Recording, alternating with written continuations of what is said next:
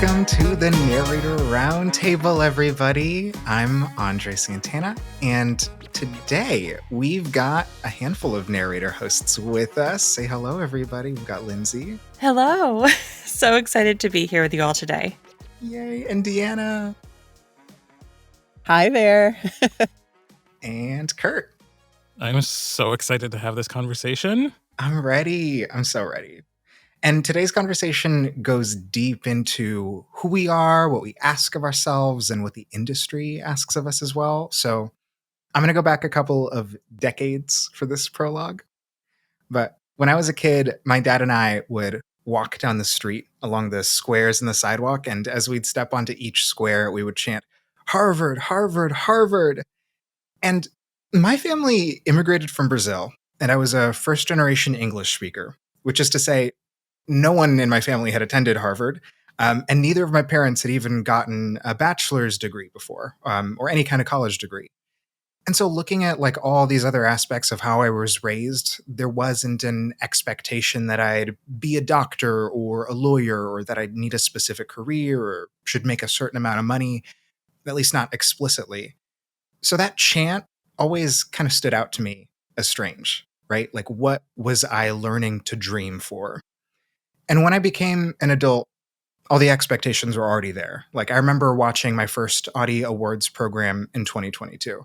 And I had just had my 1-year narrating anniversary that January. And there were technically only like 3 titles I had narrated at that point that would have even been eligible for the Audies. And at the time of the nominee announcements, I had just finished my first 2 audiobook classes and maybe like coached twice or 3 times outside of that. And so why, with like so little experience, with having not submitted myself, with having kind of no real context for this, why was I filled with actual genuine disappointment when I didn't see my name on that list? And that stuck with me. And I started to notice kind of the stories that I told myself about like what it means to be celebrated. If there was an award or a recognition for a multicast title, it didn't really count because I hadn't done it by myself.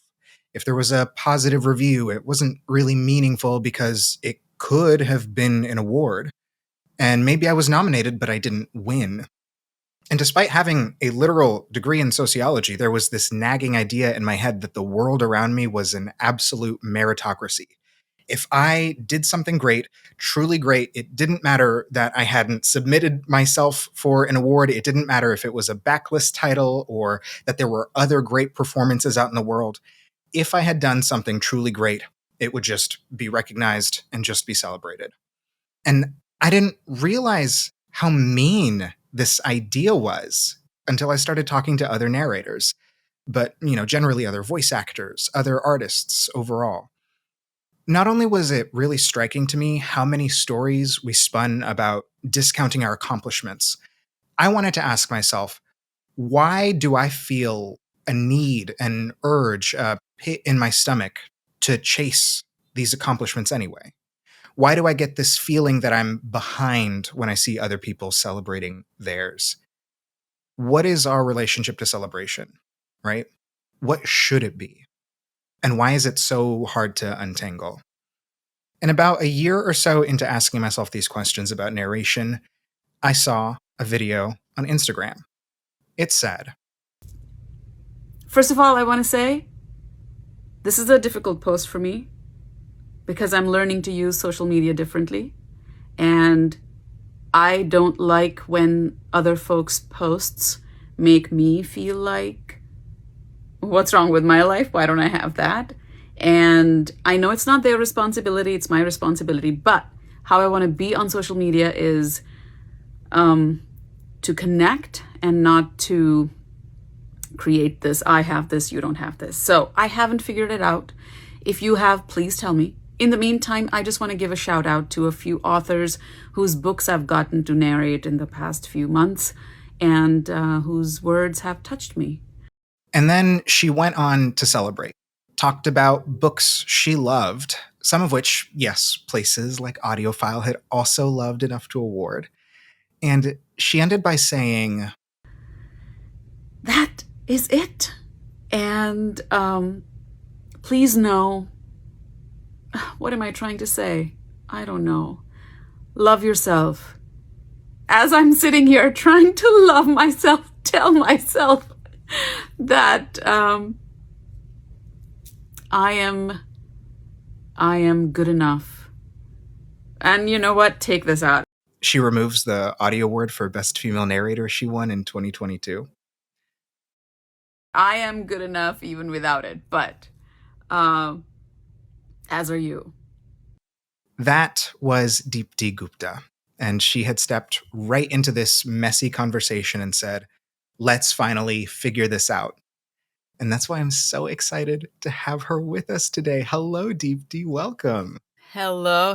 Wow, what a great. I'm like moved by this, just the story that you spun, and that we get to have this conversation, because it's like I struggle with it every day. Deepti Gupta puts her curiosity, joy, and empathy at the center, and that's so much of what you should know about her. She's an actress on screen. She's an award-winning audiobook narrator. She's a thoughtful and reflective presence on Instagram, a mother who connects her own experiences of listening to her father's stories to the stories she now gets to tell her son. She's so much, and she just is, and we're so happy to have her with us today. Oh, I'm so happy to be here, especially for this conversation. I love it. And I'll throw out kind of like a starting question, but really we'll take it wherever we go. Mm-hmm. And I'm really curious for you, Deepti, and for our other co-hosts here, what's the story you've told yourself about recognitions and awards? Oh, one day I will get over it, and one day I will forgive my father for it. Poor parents, right? They like, no matter how well they do. The first time I told him I wanted to be an actor, he probably panicked inside and told me, here are the 3 reasons why you'll never make it. Only 1% of the people make it. And in my head, I was thinking, as a young woman, I can be part of that 1%. He didn't see that. And so when you ask that question, that moment comes to my mind, and I feel like it's the untangling I have to keep doing year after year of like, am I here? Am I now part of the 1%? Would he say I'm part of the 1%? How would I know? Yeah. And I don't know. It's so fascinating because I think there's like all these different degrees for me as an artist generally about like, are we there? Did we make it? And one of the things that stands out for me, tangential to awards and accolades, is even being a union narrator, knowing there's 150,000 members in the union and 12%, I think, make enough for health insurance, right? And I think that question of like, are we audacious enough to think that we're going to be the ones who get enough for health insurance, who get the recognition, who, et cetera? And in order to do this work, we kind of have to assume that, yes, we can, don't we? In order to make enough money, in order to be here and pleasant on the field, we have to say, of course I'm going to, like you said, of course I'm going to be in that 1%. I don't know if I have that kind of optimism, to be honest.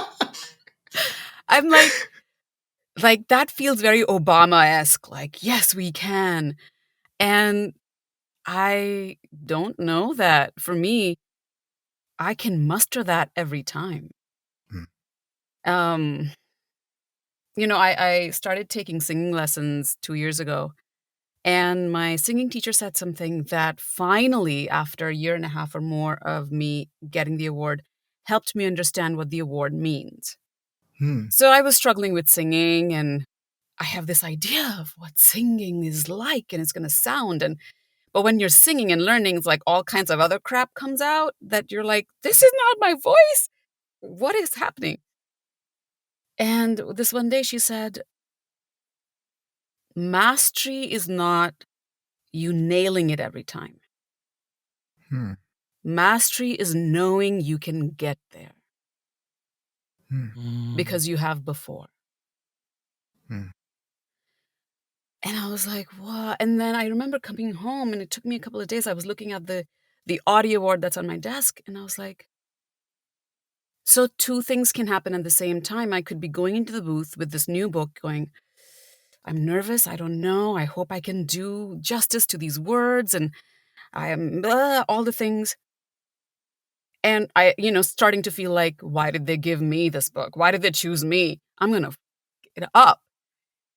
But then it's like, oh, I have done it before and I can do it again. And it just allowed my mind to rest so I could just be present to the work then. I love that. Right? I really do love that. Isn't that amazing? She's amazing. For me, I think too, like, there's this kind of, I don't even know what to name it. I think that a lot of what I see, I think, is people being encouraged to celebrate their work. Because I think a lot of the conversation around self-esteem and empowerment is positioned for someone who, like, isn't inclined to be like, of course I can do that, right? And to, like, automatically believe that they can. And there's this kind of, like, complication for me, and I don't know what to do with it. And it comes up in this idea of, let's say you do a book with a couple other narrators. Let's say it gets an earphone award. And someone's like, oh my God, like, this is your first accolade of something. Like, you got to go into your email, and now it's time to change your email signature. You're an award-winning narrator now. You let them know. But I think, like, on one hand, it's saying, like, yes, like, lean into this legitimacy you've been given from the world. But on the other hand, did we not have that legitimacy before or without the title? Right?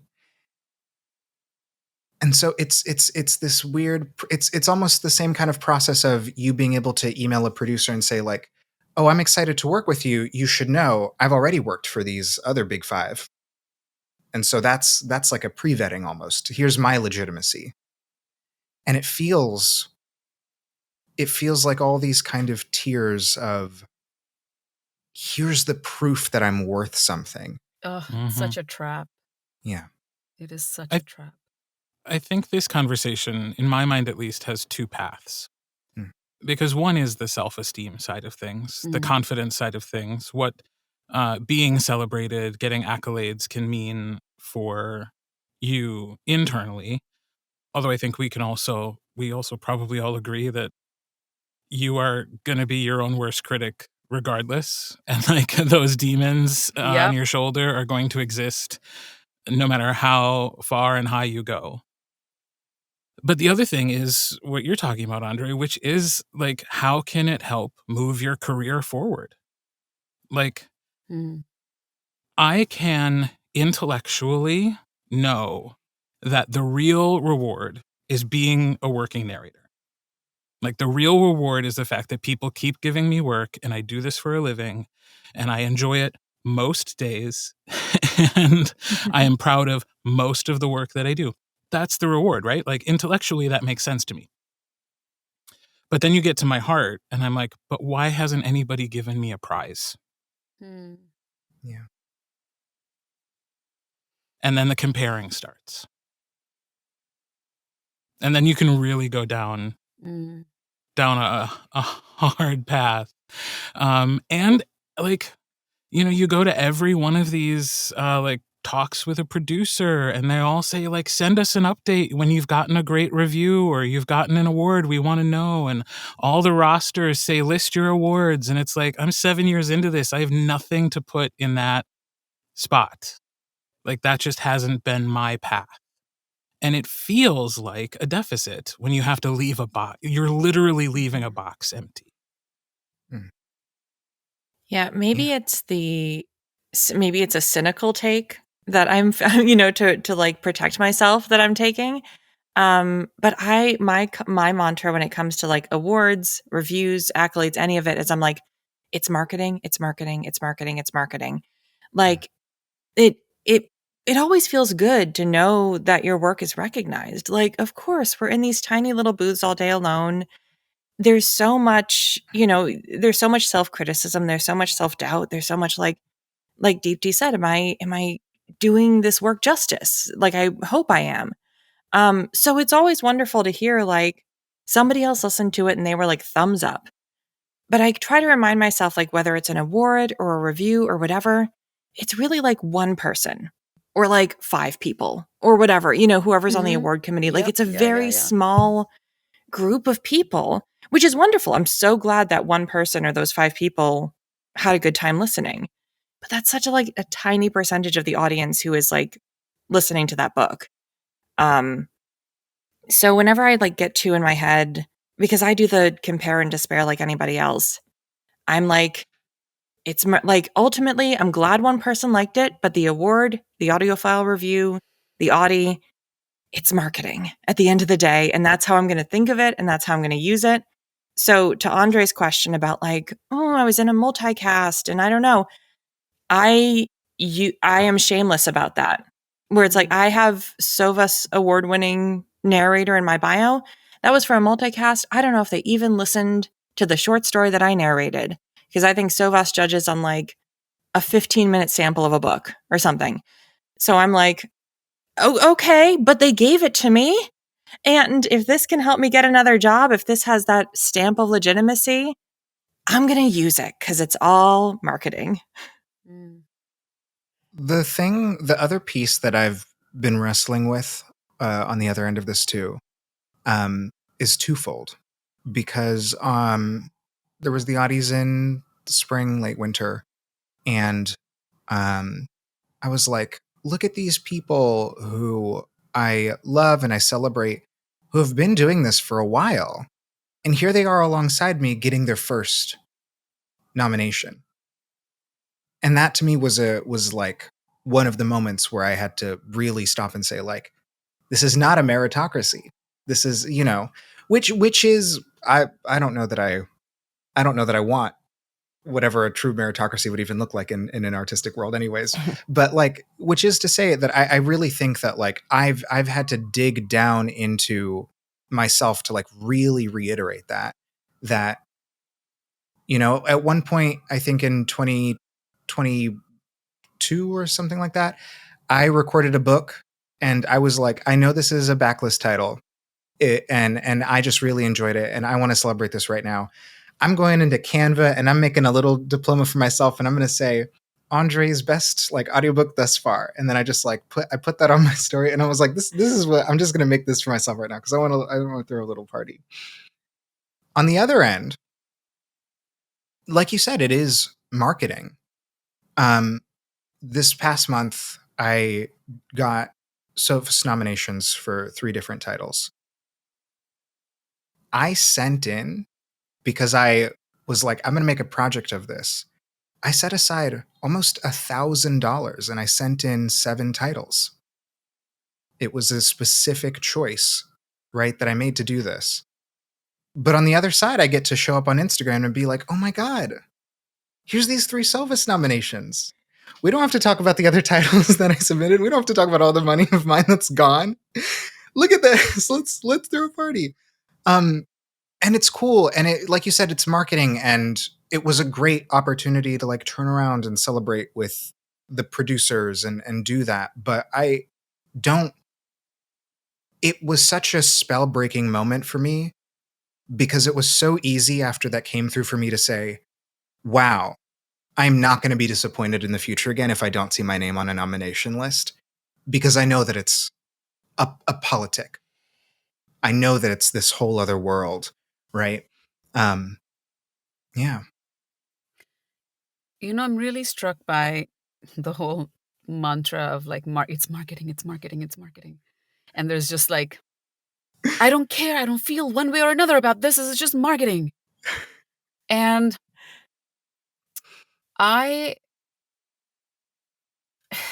it's something, so kind of adjacent to this. is something, there's like some folks in our community who incessantly post, for my taste, about they're recording, now they're doing this, now they're at this party, now they're, and it's hard to follow them because I'm just like, when are you working?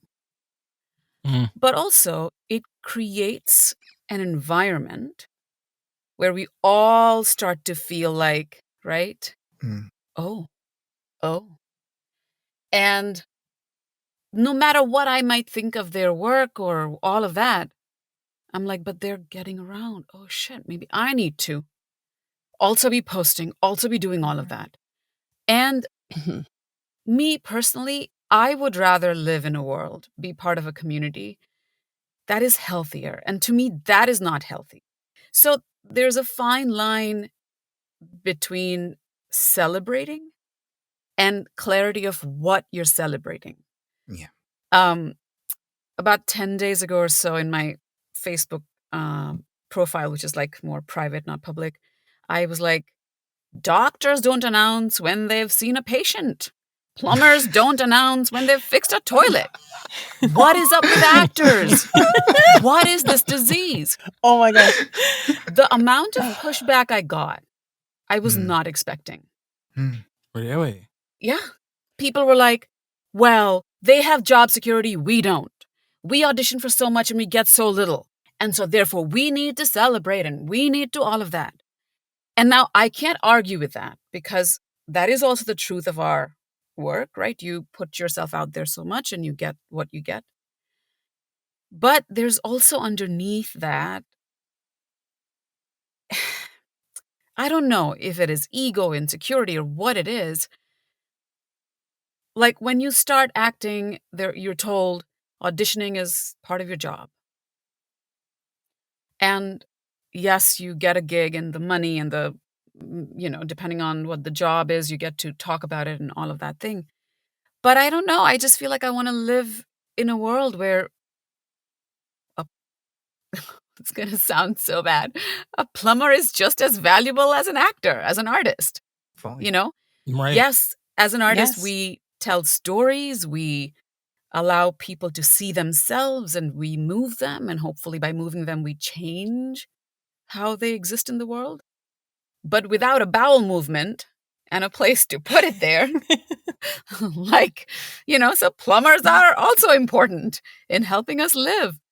I don't know. So I do struggle with that. And I think social media has made it in some ways worse because it's this hungry monster. The more we feed, the hungrier it gets.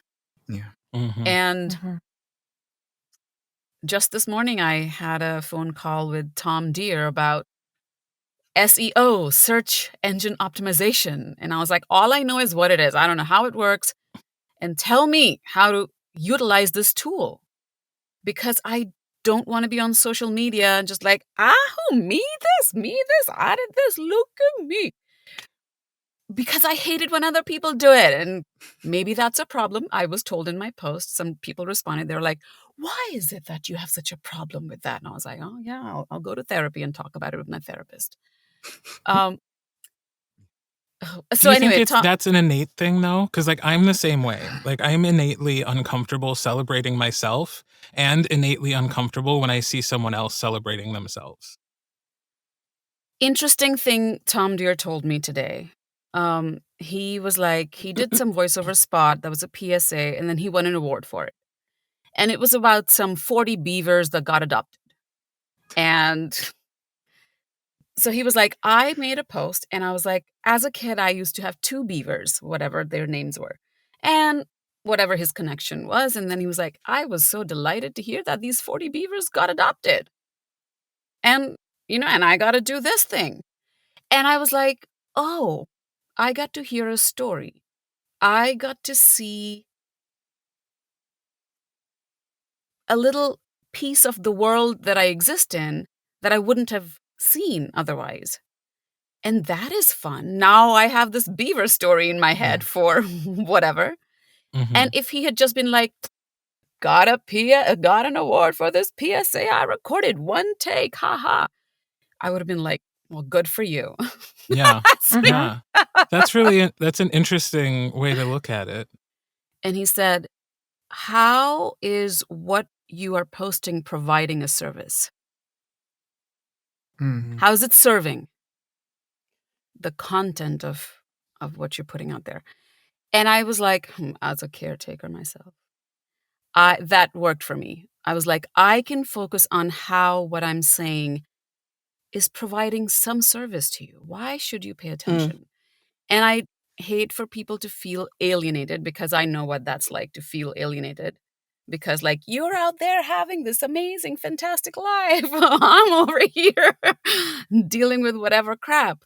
And anyway, that's all. Yeah. Just to tie in with what you just shared, Deepti, that's what my point was going to be. What's the purpose? Like, why are we doing this? What is the end result? Like, I see it as a different way to do business. I think, I mean, yes, it's nice to get awards. I don't want to negate that. I don't want to negate anybody's feelings and what that means to them. But why? Why do you feel you need the award? Has nothing to do with you. Usually it has to do with your perception to other people, whether that's leading to other work, people actually giving you worth, that sort of thing. And then personally, right? It's all about whether that's important to us or not. If it's going to help me get a gig, yes, it's important. After having decades of being a reformed people pleaser, and knowing you're doing the exact same performance on stage, and someone can love you and throw flowers at your feet. And then the next person was like, I hate her voice. I just hate her voice. And I'm like, well, I can't do anything about my voice because my voice is my voice, So that's all perception, and it's very relative to someone else's opinion. So taking into account what's important to you, I think, is the best place to start, and defining for yourself why it's important. Is it important so that I can say, as this person, this is why I'm worth something? Or literally, what can I make this worth? As in the next gig, as in, the next relationship with a publisher, with a casting director, with a director. But there is a certain thing as oversaturation. So Deepti, I 100% agree. And the funny thing is like, for some people, the only reason they're on social media is to market themselves, because they don't need to tell everybody how they're feeling and have those conversations publicly, right? They text one another, or they actually get on FaceTimes with friends and family and talk about, their innermost feelings. But then you have fabulous Facebook groups, and you get to talk about the things you never would talk to anybody about because you have the cloak, of that this only stays in this room because everybody understands where you're coming from.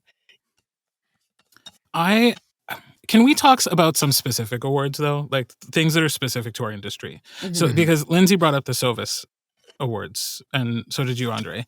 And like, this was the first year I was going to submit myself for Sovis. And then I got to the part where they were like, submit your 5-minute sample. And I messaged a friend and I was like, oh, like, how does this work? Like, you submit your 5-minute sample, and then if you're a finalist, you send the whole book. And he was like, no, you submit a 5-minute sample. That's it. That's it. And I was like, what? And like, I made the choice to not spend whatever amount of money it was to submit a 5-minute sample, partially because I don't know what the best 5 minutes of a book I'm really proud of are. I'm terrible at that. I would love to have a buddy who was just like following me around and being like, that was really great today. Like, you should use that as a sample on your website. Because I don't know. I'm terrible at that. That's a great idea. A cheerleader, a personal cheerleader. Then we can eradicate social media. I think the way André did it is a very strategic way to do it. I mean, it's a solid business decision. Like, you focused on it. You were very specific about it. You created a budget for it. And again, I think it's all about the end result. Like, why, the motivation of why that's important to you, and on down the line, what that could bring to you. I don't know. I think sometimes having the awards, or even the reviews, right? Because we were talking about audiophile. I think sometimes that helps you just get your foot in the door or get your name spoken at a table. And, that's a perk, right? It's a benefit.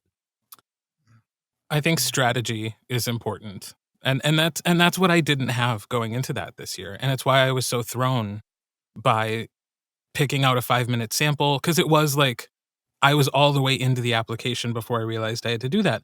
If I do it in the future, now I know I won't be thrown by that, and I will have a plan. I will know how much I'm willing to spend. I will know what books I want to submit. It won't be such a like, I'll throw this at the wall and try it. So I'm glad I made the decision I made, because I can see I wasn't approaching it that way, and Andre's way is better, I think, objectively. It's also very like inaccessible. I'm so bad with money. There's no illusion.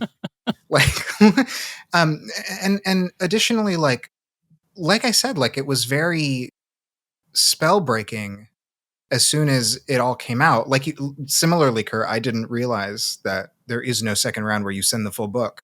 I just got the nomination email. I was like, I don't think I ever did I buy a copy from. I don't think I ever submitted anything else. Which is to say that like it feels great. It feels fantastic. Did I end up booking something with all 3 of the publishers that I got nominated for after the awards? I did. Were those things direct correlations to me having been like nominated? Not necessarily, right? But my point being that like I think my approach is actually also like not ideal in a lot of ways. It's not necessarily something that I think I'm going to do again. 1, expensive. Mm-hmm. 2, I really think that I don't think I have healed whatever I'm looking to heal in me by receiving these nominations. You get the email, it's very exciting. I'll cross my fingers that, one of those becomes a win. But at the end of the day, too, like, I'm not going to go on like a roller coaster rampage for the rest of my life where every year has to beat out the last year, and my year only means anything if there was an earphone or a Sovis or an Audi. And I think this was really illuminated for me a few weeks ago. I was spending time with a narrator who is a golden voice. And for me, like some of my goals are about like essentially public recognition. Like, oh, I want to be a golden voice one day, or I would love to do like one of the big New York Times best-selling books or whatever it is. But I asked him, he's done so many of these things. And I asked him like, what kind of stuff do you dream about? Like, what do you envision for you? And he's like, man, there was this book that I really loved, and the way it was written was just like fantastic. And I just like, I want more of that writing. I want to narrate more of that writing. And so he's surpassed this mountain. And whether or not he had an unhealthy relationship to like these things before, he's found the focus for him, which is the craft. He's already navigating these other pieces. And for him, like he gets to be about the craft again. But because these are finite resources, there is not a point at which every single narrator is going to get their Audi, Sovis, earphone, whatever, in order for them to come full circle and then like focus. You know what I mean? There's a Jim Carrey is supposedly has said, I want everyone to have as much success as they dream of as quickly as they can, so they realize it doesn't fill the hole that you're trying to fill. Mm. And at first I was like, oh yeah, it's easy for you to say because you have all the success. But I think it's true. Like when I got my Audi, it was like me. And of course I was like, is this a diversity award? Like I was very difficult to feel that I was worthy of it. Yeah. Like, how did this happen? Based on what? And when I won the Audie, I had 0 books on my calendar. And for the next 3 weeks, I continued to have 0 books. And I was like, what is the point of this thing that I was given? It was just very mind-boggling because it didn't make sense. Other people who have no awards are busier than me. So I'm like, what am I doing with this heavy piece of stone? Yeah.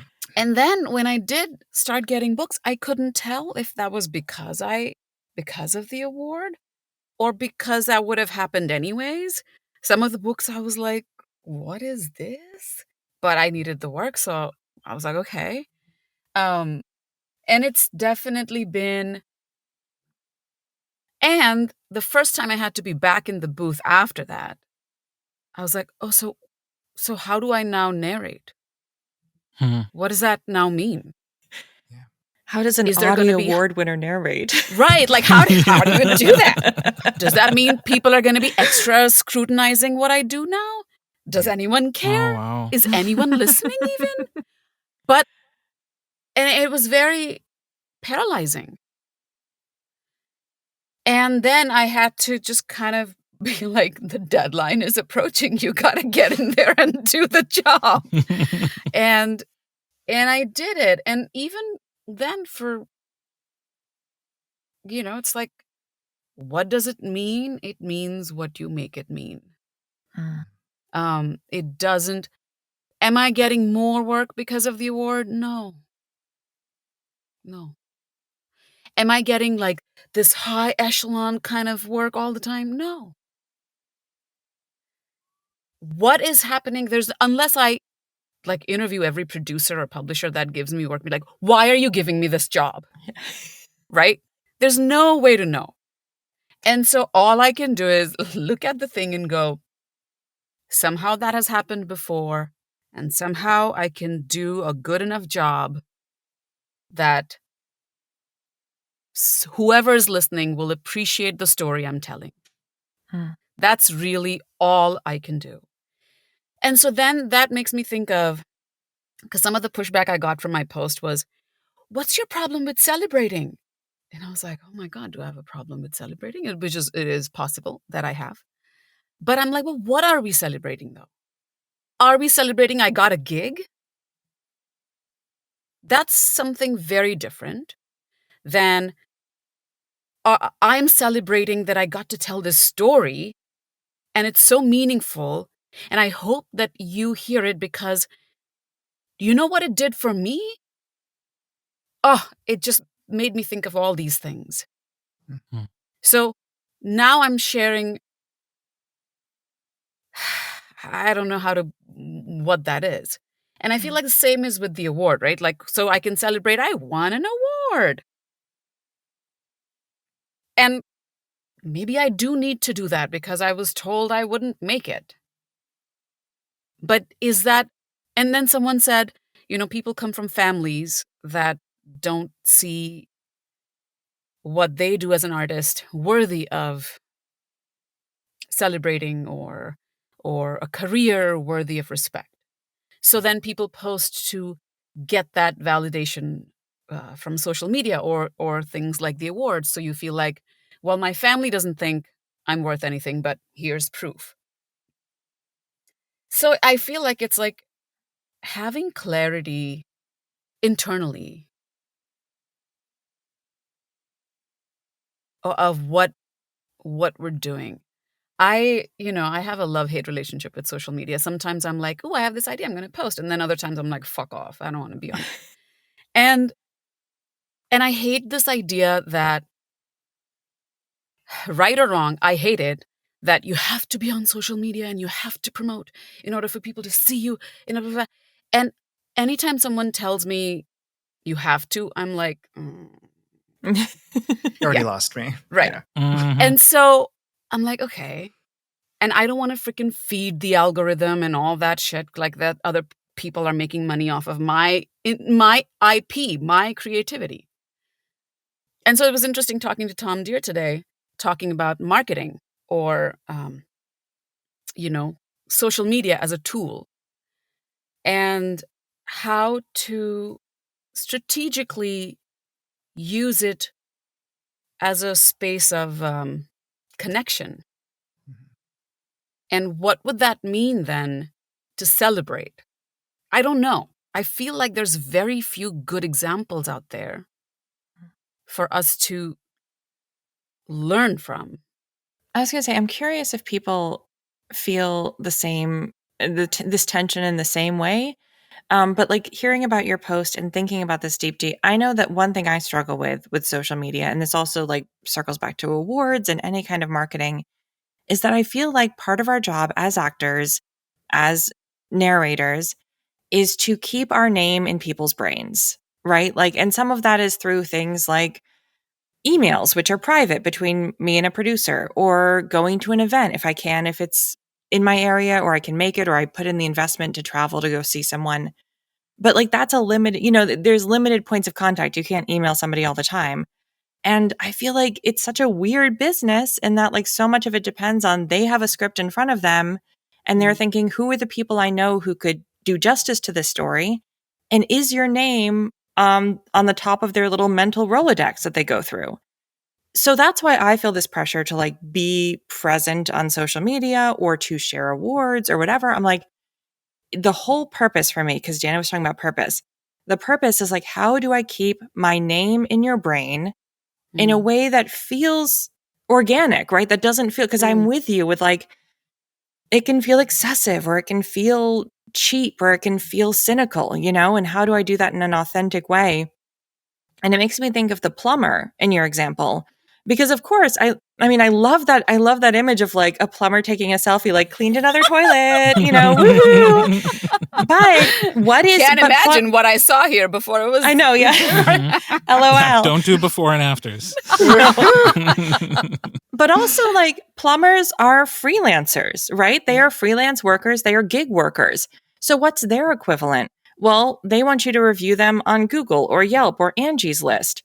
They, advertise. I mean, this is going to age me, but like when I was a kid, they advertised in the Yellow Pages. Like, I don't know how plumbers get their clients necessarily. But they have their ways of like, that plumber also has to like keep his name or her name in people's brains when they're searching for a plumber on Google, or they're asking their friend, do you know a plumber? They're like, how do I? So it's like, it's just interesting thinking about like, part of our job as freelancers is that name recognition for whatever that's worth. And how can we do that authentically? Which I think there's a lot of tension there.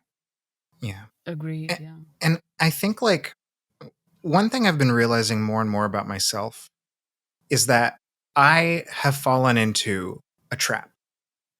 And that trap is this. When I'll do workshops with folks about like, I've done like like how to write your bio and like different things like that. But generally when talking about social media, one of the things I talk to people about is, one, you don't have to be on social media. So many producers will talk about, having regular people they hire who literally don't have accounts.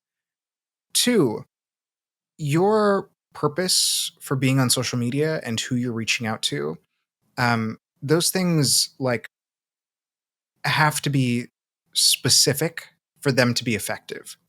So if your goal for being on social media is to reach outward and generate work, to be seen by authors and listeners and producers, and to let people know what kind of work you're producing, and to encourage people to purchase one of your audiobooks and all of those things, those goals, while not incompatible with the reality of maybe mostly being followed by other narrators or other artists, have a different meaning and significance if all you're doing is, like the trap I've fallen into right now, posting releases or posting awards or posting these things that are really structured to like get attention from writers, but 95% of my audience is other narrators who I'm speaking to every day. It's so interesting because you're right. Like there is I don't know what generation I would be. I think you might be X. Okay. You're older than millennials, younger than boomers. Yeah. Yes.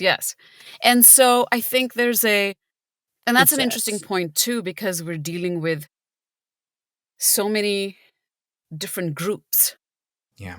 of people who have a different relationship to technology as well, especially when it comes to social media. Yeah, I don't know. And maybe there's space for all of it. The thing about celebration for me is I never want to feel my celebration has a negative impact on you. And I know that people would be like, well, that's about the person who's watching. They can just scroll past it. Why are they paying attention to blah, blah? And I'm like, yeah, but I don't want to live in a world where I don't think about the impact of my actions on others. Yeah. Mm-hmm. But I don't know. Maybe there's another way to do this that, I don't know. I mean, I never look at those things and think, shame on that person for celebrating themselves. I get jealous. I get annoyed. Yeah. I have my own opinions about whether or not the work they've done deserves accolades, because it's all subjective. It's also every list that comes out, I see a book on it, at least a book, where I'm like, I tried listening to that and I thought it was the worst. Like, I couldn't even finish it. And now here they are getting an award for like best of the best. Like, okay, so like, but I never think to the person who's posting like, ugh, God, I can't believe they're posting about this award they got. Like, of course they do. Like, and I don't hold it against them personally. And I've met some of the people at these events, that I'm like, oh my God, this person's lovely. I still don't like the way they narrate. I'm still flummoxed by the fact that they get awards, but they're such a lovely person. I enjoy spending time with them. Part of me doesn't want to leave this conversation without acknowledging like the jealousy part and just like, it is hard to be the person who's not or who can't talk about an Audie nomination. I think that's a very human thing to feel. Yeah. And I don't want anybody else, because I do this to myself and I'll keep trying to talk myself out of it. I don't want the bad feelings to compound on like, you feel jealous, you feel petty, and you should feel bad about feeling jealous and petty. Right. And then you are like, in can a we vicious absolve cycle. ourselves of the feeling bad part at least? Like, so I'm curious. Can we talk about, even if it's just like random ideas, can we talk about some like ideas for what to do when you're in that place, you saw someone's poster, you heard about someone's award, and you're like, why not me? Well, one of the things that this conversation has brought out, but also just like creating more relationships with people who have gotten awards, is I'm realizing how proactive people have to be sometimes to get nominations. Like, I don't know if you, Deepti, nominated yourself for The Parted Earth or if that was something you knew about. Like, I'm starting to feel like that's a much rarer story than someone who advocated to the publisher to get their thing nominated or who submitted it themselves and then it got a nomination. There is more proactivity in the getting of things than I realize. And so I have part a question of what I for have you to do. Let's say you spend the money, you send in, you're like, these were the best 3 books of this year. I'm going to send all 3. What happens if you get 0 nominations from that? You still feel jealous. I think it depends on the person. And in terms of solutions, one that I know I come back to because I have that feeling all the time. The why not me? The like, am I good enough? All those feelings. The jealousy.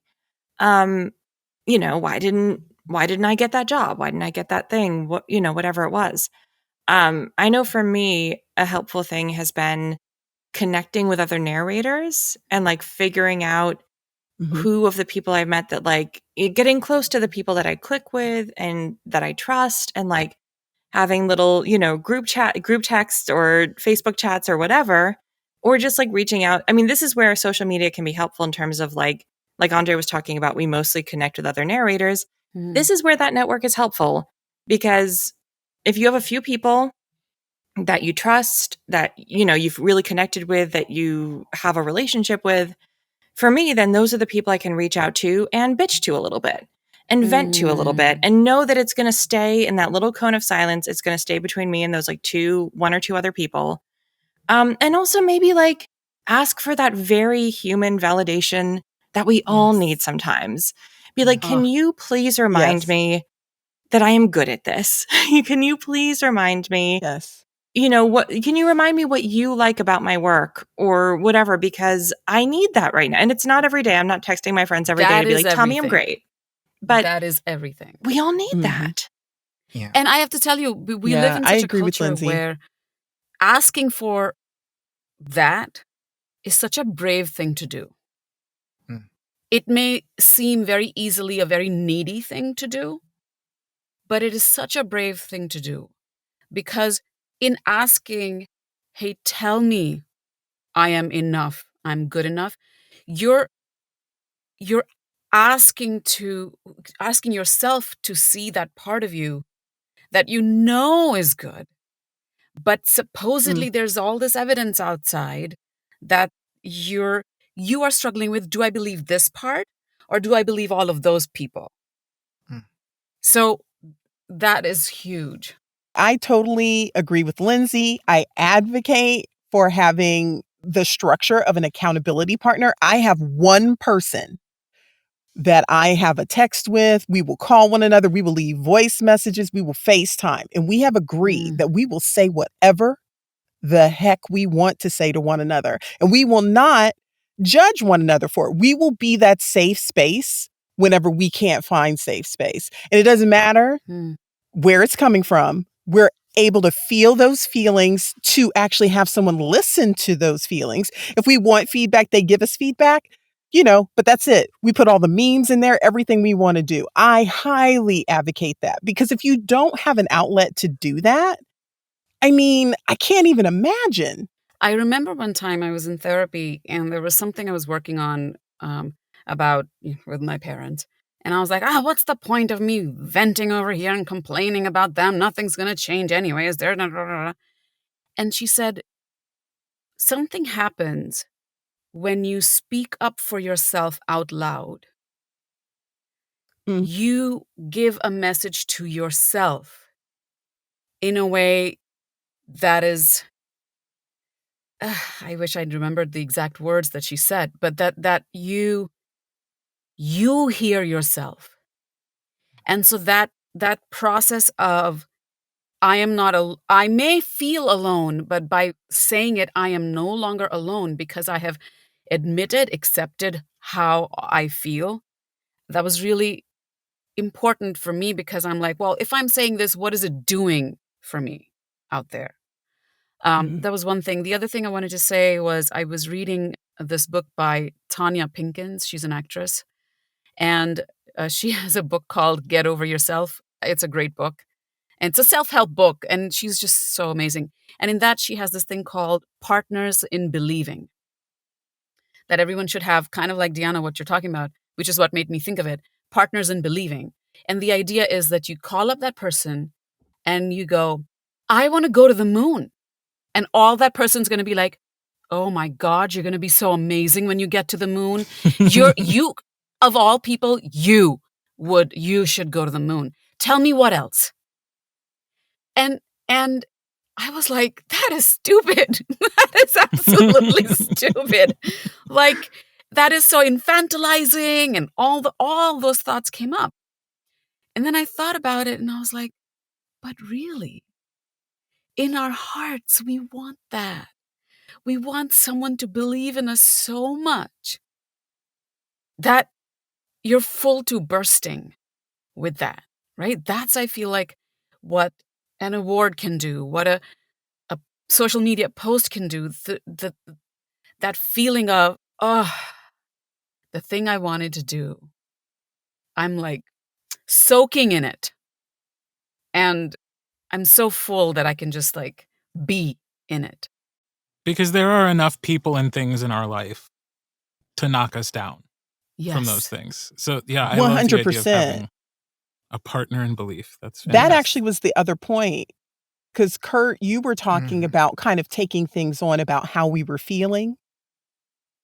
And, when you have people who are judging you and who are upset just because you exist, just because you are breathing, just because you are present every day, I don't think we necessarily need to take on how someone else perceives what we're doing, no matter what we meant when we were putting it out into the world. And it's social media. I mean, in essence, it means nothing. However, it can be a tool. And I know people are like, you have to be, but you really only have to decide if it's for you or not. And if it's not, then let it go and find other ways to do it. If one-on-one connections with people in person through email, if that's the way you need to do things, then I think you should start with you and then go out, as opposed to starting with all this stuff that's everywhere and trying to bring that into yourself. And in connection between, Deanna, what you're saying, and then Deepti, what you talked about in terms of like being full to bursting, I think for me, my solution is to lean into celebration. And I know that that's not the approach for everybody, but I cannot describe how much genuine joy it brings me when Thursday morning comes, the, audio file review email goes out, and I'm looking through the list and I'm like, oh my God, girl, look what they said about you. Check this out. And I get to send that early morning text, or, someone, I'm following a lot of like newer narrators on Instagram, and they're posting and they're like, it's my first release day, or like, I just got to do my first sci-fi, or et cetera. And I'm like, yes, let's go. Like, and for me personally, that brings me a ton of joy. It is a process I really love. And I had my kind of moment of nailing down what felt most important back at the Audis in March. I famously lost to Terry Crews. And so but there was a moment after where one of my friends, a narrator friends, wanted to connect with the producer who was still kind of lingering around. And so I went over to the producer, and they stopped me and they were like, did you hear that? I had been on the side wings waiting to come up to present a category after, and so I wasn't at my table when they called my category. But when they had gone up and like called my name, like friends of mine who were in the audience were like cheering, or like, and there was a moment for me right when she said that I was like, oh, I would have been loved 24 hours ago had I not had this nomination, because I'm in community with people I care about, because I've built relationships that I value. There are other ways for me to be the vehicle that brings people, like you said, with accountability buddies, brings people that validation and that joy. Because I'm an avid audiobook listener myself, I love going in and listening to a title and going back and being like, oh, you will not believe Deepti killed it in this audiobook. I posted on Instagram. I tagged the author. And for me, those are also practices in recognizing and living alongside the reactions of jealousy and of like, like, I wish it was me. Because those things exist every time. Every time. I'm not going to pretend that they don't. When I open the audiophile email and I don't have a review that week, I feel that. And I'm still, for me personally, my approach is still, I love, Lindsey, what they said about you and this or this. And so I think for me, that process of like being the vehicle for other people's joy is part of what like wakes me up in the morning. Because it also, I think the last piece I'll say on this, it also is, I get to say for me that it's real. I listen to an audiobook and the performance touches me, and I am really excited to go back and be able to say to the narrator, like, you did that. Like, I know there's 0 reviews on Audible right now, and I bought this on Libro FM, so there will still be 0 reviews on Audible, but you did that, girl. Like, so I think for me, then being on social media, being, seeing the streams of like everybody's posted, it's Tuesday release day, everybody's posting. For me, that works because that's the place where I get to hype people up and participate in that. And I think that's just to say that we are all going to approach this differently. No one's solution or response to this is more valuable than the other. We just are individual people who are going to have a different relationship to it. And I think so much of social media and the award related to that award celebration is also asking to be witnessed. Yeah. And I think where it misses the mark from my point of view is that it doesn't really witness the full person, right? When the Audi was happening last year, because it was all online, and I knew beforehand, and I was like, it's just no fun. I was told over a phone call that was like, you won, and I was like, oh, that was it. Now send us a video. It was kind of like what just happened. The worst kind of way to receive something like that. And then I remember my therapist was like, because I was like, I don't even have to show up to the thing. My video will play and it'll go on without me. And she said, no, go, attend, dress up, prepare snacks, and invite a select few friends and have them be present on Zoom as you all watch it together. And I was like, oh, that's just what? And even just doing that created anxiety for me because it just felt like orchestrating so much of it. Why? Because to have the moment of being witnessed.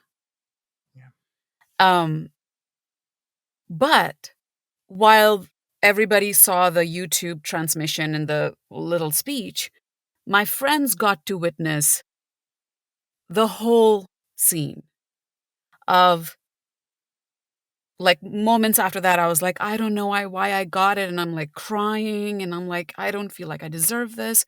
I just feel like this was a diversity thing. I don't understand what it means, like all of the things. And in that with them, I felt like, and again, I'll say this is just me, I felt like I got the witnessing that was full, as opposed to the witnessing that happened in the folks who were watching the show and saw the speech. And I always want to witness the whole person. Yeah. That's where, for me, where the juice is. That's where, for me, you can go to the moon. If I have a sense of your humanity, and and maybe that's a big condition for me to put in front of, like, I'll celebrate you when I have a sense of your humanity. So bring it, Put it on a t-shirt. Yeah, like, maybe, I don't know, maybe that's just a little my own craziness showing up, but that witnessing is really, it's important as artists, for sure. And how do you create that space for yourself? And I think curating that is powerful. I almost wish one could have, like, I wish social media accountability partners or just like buddies were a thing, because I would so much rather say, Deepti, let me post about how great you are. Like, I have no problem picking out your reviews and going to your release days and finding the things to celebrate. And I can come up with 3 things a week to post about Deepti because I love Deepti. It is so hard to do it about myself. Like, it'd be so great to have somebody else just do that for me, and I could do it for you. And, like, I mean, that's a great idea, guys. Hey, maybe it's a thing that just got created. Yes. Or that other smarter people have been doing for a long time and didn't tell us about. I also love the word witness that we're using right now, because that's also like, to also talk about therapy.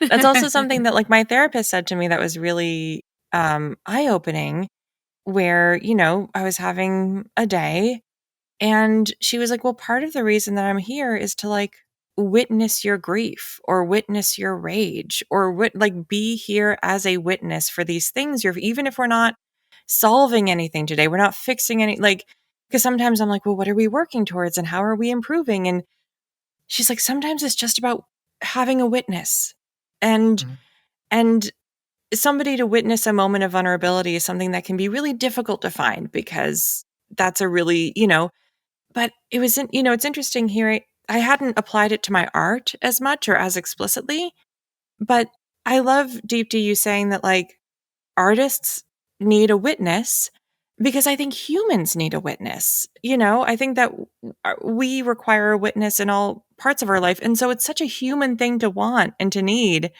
But getting those like human needs met and those artistic needs met can be so hard. It requires so much vulnerability. It requires like, again, sometimes even explicitly asking for it, or not as explicitly asking for it as we sometimes do consciously or unconsciously on social media. I wonder how much of that posting is people unconsciously going, somebody witness me, please witness me, and feeling and not knowing how to articulate that need, because like it can feel shameful to want to witness, but it's so human. It almost makes me think that now when I'm on social media and I see people's posts, I'll just comment, I see you. I see you. And just whether it makes sense to that person or not, like for me, it's like contextualizing for me their need to be witnessed and that I can witness. Like there's something about witnessing that can be neutral, right? I can witness, I can bear witness. And then I can also, in turn around and be self-empathetic and go, oh, and I also want to be witnessed. Yeah. And I may not go to the same channel to seek that being witnessed, being seen. And that's okay, as, like this conversation is kind of beautifully allowing us to have the multiplicity of experiences, but to really seek the kind of witnessing you crave. But that requires like so much constant unpeeling. And I want this to be my accountability cohort. So similarly to the Sovas, I had the same strategy for the Audis. So here's my 2 commitments. If I get a nomination for the Audi this year, I really want to emphasize celebrating everyone else who was involved in the production of the book. The author, the editor, proofer, production company. I will inquire about that information because I really would like to shirk this notion that I do it alone, that this happened because the universe just happened to see me.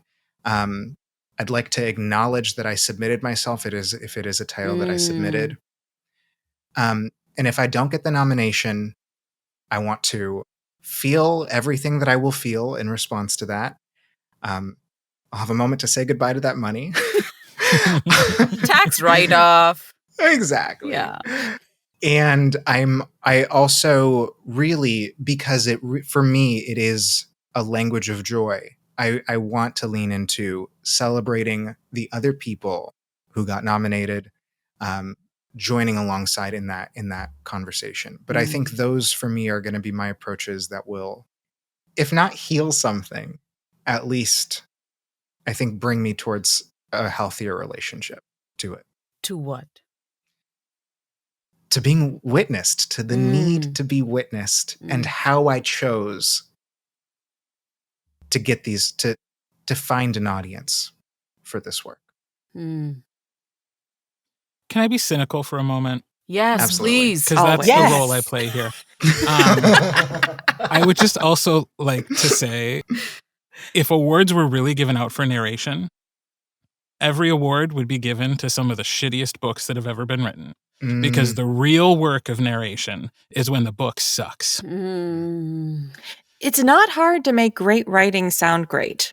Right. It's not as hard, at least. We just have to acknowledge that, like, that is a huge part of getting an award or getting a recognition is the work that the writer has done. Yes. Because if it was really about how much work or how great the narrator is, how much the narrator can elevate work, you would have never heard of any of the books that win an Audie. But instead, they're always the most popular or some of the most celebrated. And it's because the work that the writer and the publisher did was already there. And so even when we're celebrating ourselves, I want to just be the cynical bastard that says, well, yeah, but it was also just a great book. So, and part of it is like, part of it is just the getting cast part. Like sometimes that's the reward. Like you got to do the great book. And two thoughts in addition to that. One is about what your story is. And the other is the fact that, like, there is no one story. If your goal is like, I want to have the biggest audience, some of the people who have the biggest audiences have never worked for a big five in their life. They're chucking out these like massively selling indie books, right? If your goal is like, you know, I want to get the most reviews, those folks don't necessarily always like, one, work full-time in narration. And if that's what you want to do, it's not necessarily going to garner the thing you want, right? So many people who have, you know, golden voices or earphone winning or whatever it is, who didn't. There are milestones that you have or that we have in this room that they never got. There is no kind of like one ladder culminates to the same point. To that, I'll just piggyback on what you said. Last year, I won an earphone award, but it was my first solo one because there was like other. So of course, those others don't matter because like whatever. And so I was like, oh my God, my first one. I emailed the producer.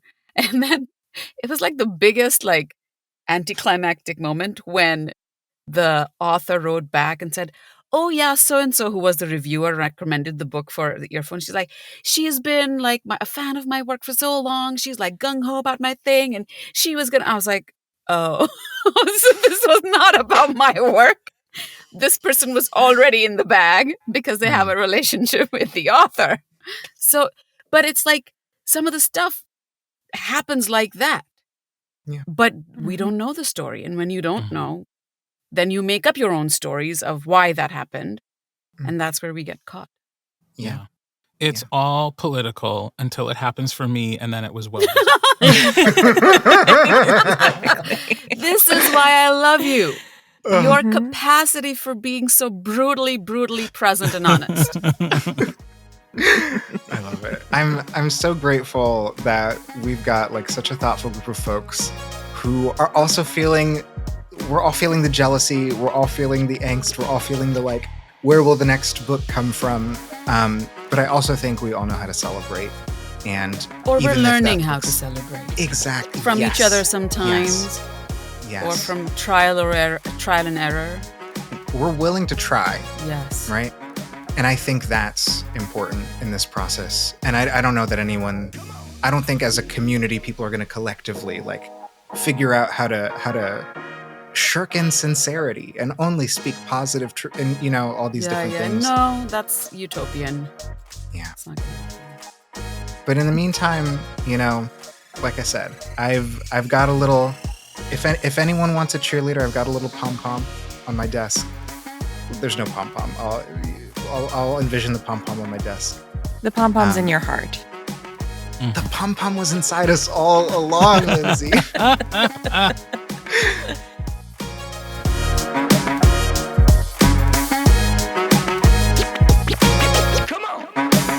The Narrator Roundtable is produced and hosted by André Santana, Deanna Anthony, Gail Shalan, Kirt Graves, and Lindsey Dorcus.